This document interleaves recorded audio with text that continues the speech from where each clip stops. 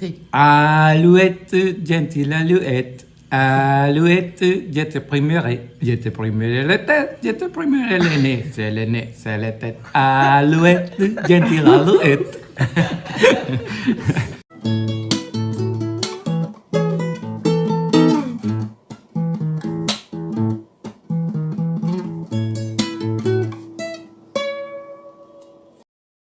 Bonjour à tous. Bonjour.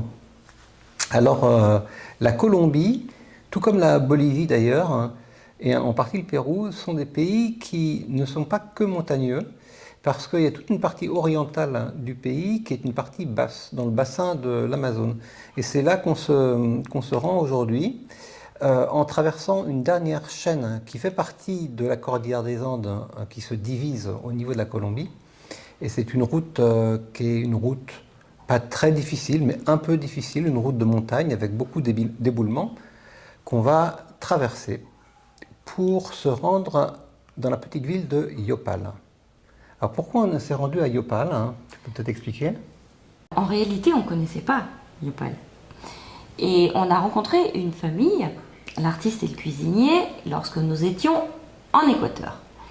Et en discutant, ils nous ont dit, il faut absolument que vous alliez à cet endroit. C'est incroyable, il y a plein d'animaux. Donc on a regardé un peu la route, ça nous faisait quand même... Enfin, c'était très difficile d'y aller avec Oscar, puisqu'il y avait, comme l'a dit Manu, c'est toutes ces chaînes de montagnes à traverser. On a trouvé une carte en relief du pays qui est intéressante pour illustrer le fait que la Colombie est composée de 3 chaînes plus ou moins parallèles. C'est l'endroit où les Andes se divisent en 3. Il y a la Cordillera occidentale, la Cordillera centrale, la Cordillera orientale. Et nous, on se situe actuellement dans cette vallée, donc on va remonter, et ensuite on va aller chercher, si on a le temps, un endroit qui s'appelle Los Llanos, les plaines, qui est là, mais la difficulté va consister à traverser toute cette chaîne qui est particulièrement large, dans un sens, puis dans l'autre, avant de revenir comme ça, sur le nord du pays. Comment ça se passe quand on est en voyage? Eh bien, souvent, on se déplace à cause de quelqu'un qui nous a dit que c'était très bien. Et on arrive à se déplacer, encore une fois, grâce ou à cause de relations entre voyageurs. Lorsque nous étions à Popayan et que nous regardions l'itinéraire et que nous demandions conseil à Sandrine et Vincent sur ce qu'on pouvait faire en Colombie, et qu'on a évoqué Yopal, alors ils nous ont dit, mais nous on a un copain qui habite ici depuis très longtemps en Colombie, et qui peut-être peut vous aider. Donc ils nous ont mis en relation avec leur ami Michel. Michel, on te salue. Qui nous a donné plein d'indications. Donc Michel nous dit, il n'y a pas de souci, j'ai un beau-frère qui habite à Los Llanos, donc je vous mets en contact avec lui. Alors, Los Llanos ou Yopal, parce que Yopal, c'est la grande ville de cette zone qu'on appelle Los Llanos. Los Llanos, ça veut simplement dire les plaines. Donc, comme je disais tout à l'heure, c'est dans le bassin de l'Amazone. Et ou de l'Orénoque à vérifier, parce que je ne sais pas si l'Orénoque et l'Amazone sont complètement distincts au niveau des bassins versants, mais en tout cas c'est la grande forêt basse qui couvre une bonne partie de l'Amérique du Sud, et l'écosystème est assez proche. À Yopal, donc, on a été mis en contact avec un dénommé Willy, qu'on a commencé par chercher en arrivant de nuit dans la petite ville. C'est un peu au-delà de la petite ville d'ailleurs. C'est à une dizaine de kilomètres, vraiment dans la campagne, parce que Willy a une petite ferme là. Mais on avait son contact, bien sûr, il savait qu'on allait arriver, donc on communiquait par WhatsApp. Sauf qu'arrivé tout près de chez lui, il y avait une rupture de réseau. Donc c'était impossible de le joindre pour lui demander exactement comment se rendre chez lui. On se doutait qu'on était à quelques dizaines ou quelques centaines de mètres de sa maison, mais sans savoir où elle se trouvait exactement. Donc on a demandé conseil au bord de la route. Évidemment, on s'arrête, il y a toujours des petites boutiques en bord de route. Franchement, c'était rigolo. Et là, tout le monde se met à nous aider à chercher Willy, qui ne connaissait pas de nom, alors qu'il habitait tout près. En fait, on a eu l'explication plus tard, c'est que Willy s'est installé récemment, donc il n'est pas encore forcément tout à fait référencé par les autres villageois. Aquí hay unos extranjeros que lo están buscando.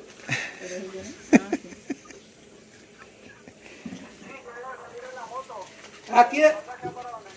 Vale, super. Que los mande para listo, donde listo. Durán, que ya viene por ustedes. O los esperan, que los esperen aquí.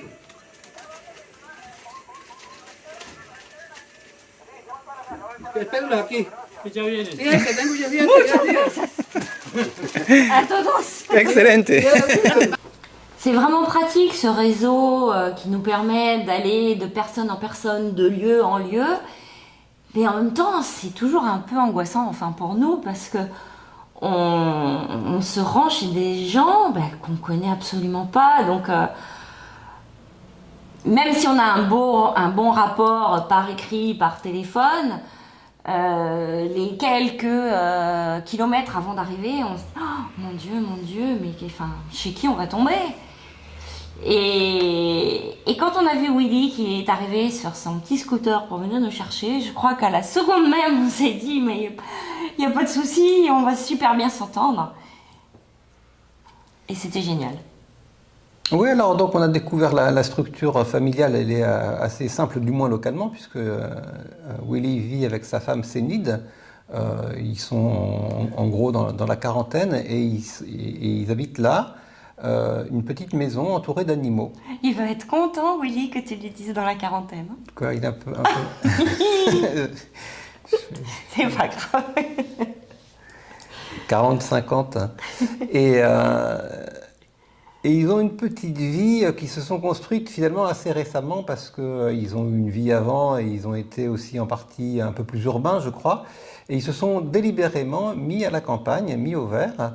Willy a une formation de vétérinaire au départ, donc il est très, très à l'aise avec les animaux. Et il a aussi un travail de consultant. Alors on n'a pas très bien compris, mais il a eu des missions, il a toujours occasionnellement des missions de consultation avec le ministère de l'Environnement et pour des tâches qui relèvent à la fois du domaine agricole et agroalimentaire et du domaine énergétique. Et donc il a une conscience, on va dire, élargie de type scientifique de l'environnement en général. Et il applique bien sûr un certain nombre de principes tout simples à la vie de sa ferme, mais ce qu'il fait dans sa ferme a un sens plus général par rapport à la conception globale de l'environnement. Et il a vraiment une réflexion très intéressante sur le sujet, tout en restant extrêmement simple et accessible. Qui dit ferme dit animaux, bien sûr, donc ça commence par la basse-cour, les animaux qui sont tout autour de la maison. On a des poules, on a des chèvres, on a Des cochons. des cochons, et plus loin on a des vaches. Alors on découvre tout ce petit monde plus ou moins dans le désordre. On voit que Sénide et Willy connaissent bien leurs animaux, ils ont souvent des noms en fait, ces animaux. Et donc on voit qu'il y a beaucoup de soins, beaucoup d'intelligence en fait dans leur façon de fonctionner. Il y a aussi d'ailleurs une conscience des maladies par exemple, puisque ça j'imagine que ça vient de la formation de Willy. Donc dès qu'il y a une petite malformation ou une petite inflammation, ils en prennent soin. Pourtant qu'on dormait parce qu'on s'est levé à 8 heures. C'est tard ici, on était fatigués. Il y a eu une incroyable nouvelle. Mince, il faut que je passe sous le fil. Je vais aller vous montrer, j'ai pas vu encore. Oh, regardez comme il est mignon. Si. Et puis on s'est rendu un peu plus loin à un pré où ils ont des vaches. C'est pas contigu avec leur maison, il faut donc marcher pendant une quinzaine de minutes, une petite marche un petit peu champêtre. Et on va voir ces vaches qui, elles aussi, ont un nom, ont des tempéraments qui leur sont propres et qui sont très bien connus de Willy et sa femme. Mais en réalité, je ne savais pas que les vaches étaient si câlines. Alors comme la plupart d'entre vous, j'imagine, vous avez dû voir sur les réseaux sociaux des gens qui s'allongent près de leurs vaches, à les câliner. Mais c'est ça en réalité. C'est-à-dire que dès qu'on est arrivé dans le pré, Elles sont arrivées en courant près de Willy pour se faire caresser et câliner, mais pendant des dizaines de minutes. C'était vraiment trop mignon. Oui, puis alors, ce sont des vaches qui sont nées là, pour certaines d'entre elles, ou qui sont arrivées toutes petites. Donc elles sont vraiment très à l'aise dans cet environnement. Donc c'est un vrai plaisir de voir ces vaches vaquer à leurs occupations. Elles ont un peu d'eau. Alors il faut dire que là, on est dans la saison sèche. Et c'est quand même quelque chose qu'on a remarqué, c'est que l'eau était une denrée précieuse à cet endroit, bien qu'il pleuve globalement énormément dans l'ensemble de l'année. Mais il y a quand même une saison sèche qui était assez marquée là. Et donc les vaches avaient besoin évidemment de leur petit cours d'eau. Et puis après avoir visité les animaux, on a plus, pas vraiment participé, mais on a découvert la vie domestique de Willy et Sénide. Donc comme ils ont une bonne qualité de vie, ils font très attention aussi à ce qu'ils mangent. Bah, on a été, oui, reçus comme des rois, je dirais. Ils nous ont fait des petits déjeuners royaux, des déjeuners, des dîners. Willy s'est mis au fourneau et il nous a fait un poulet au café.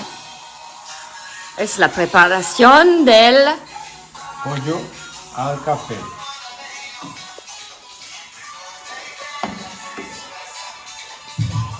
Puis quand on s'est promené un tout petit peu dans la nature pour aller de leur habitation auprès des vaches, on a vu leur fonctionnement, le fait d'utiliser toutes les ressources de la nature pour leur vie quotidienne. Par exemple, ce qu'ils font, c'est qu'ils récupèrent les nids de termites quand ils se promènent dans la nature. Ils les amènent à la ferme et tout est exploité. C'est-à-dire qu'ils découpent le nid de termites. Donc il y a les petites termites qui sortent. On les donne à manger aux poules qui se précipitent. Parce que maintenant elles ont compris le truc. Qui se précipitent pour manger les termites. Ça leur fait des protéines. Voilà. Et ensuite, le nid, une fois qu'il est vidé de ces petites termites, est brûlé.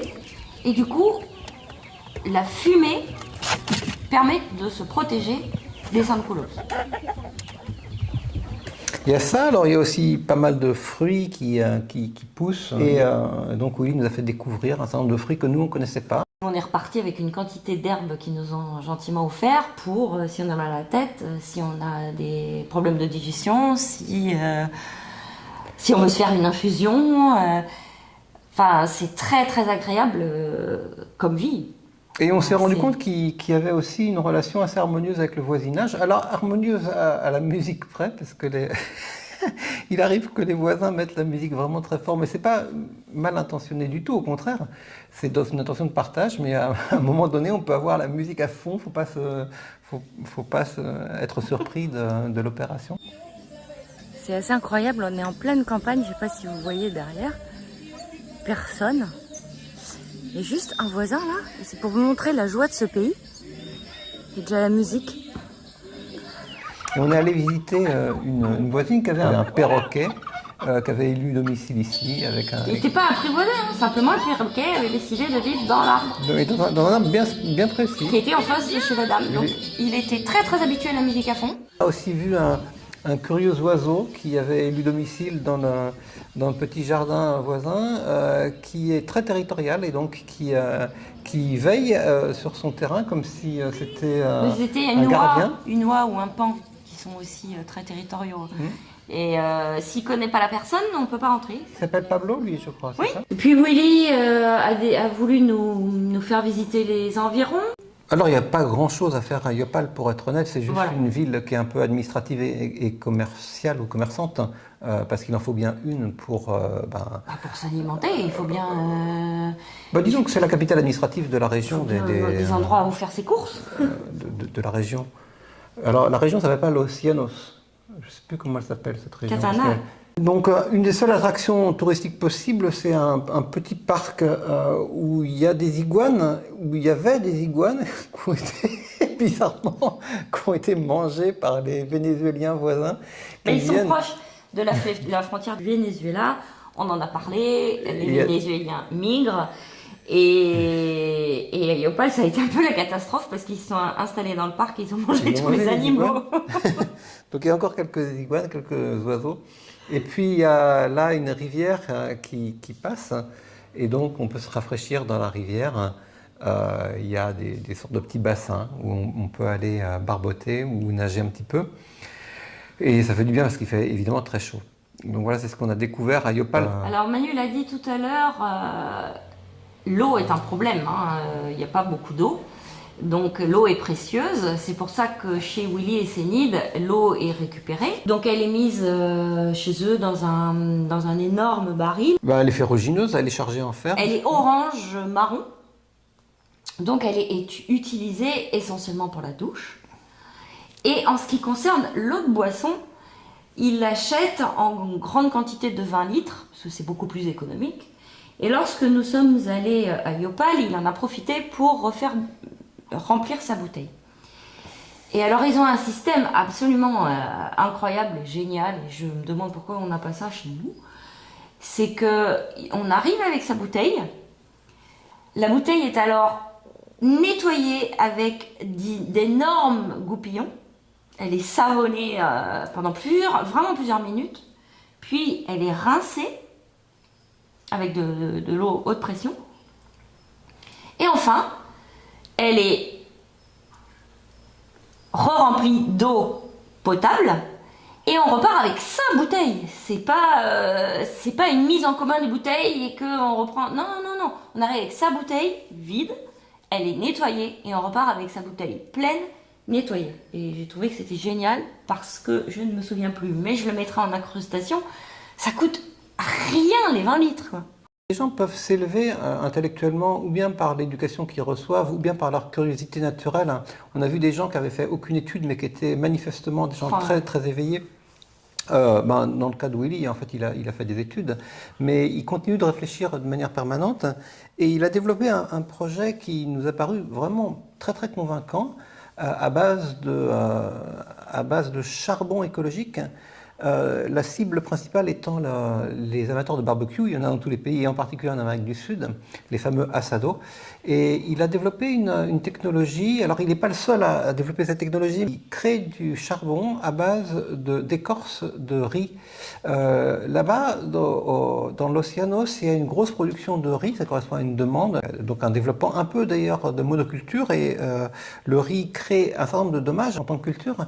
Et l'idée de Willy, c'était de voir si on ne pouvait pas faire des produits dérivés intelligents. Et donc, il semble qu'on puisse utiliser l'écorce de riz pour faire, moyennant un compactage, une préparation de l'écorce, des boulets de charbon qui ont pour propriété de brûler avec un pouvoir calorifique un peu plus faible que les boulets de charbon normaux utilisés pour le barbecue, mais avec d'une part une combustion plus lente et donc une sorte de cuisson qui peut être mieux contrôlée dans le temps, et surtout, avantage extraordinaire, une absence totale de fumée.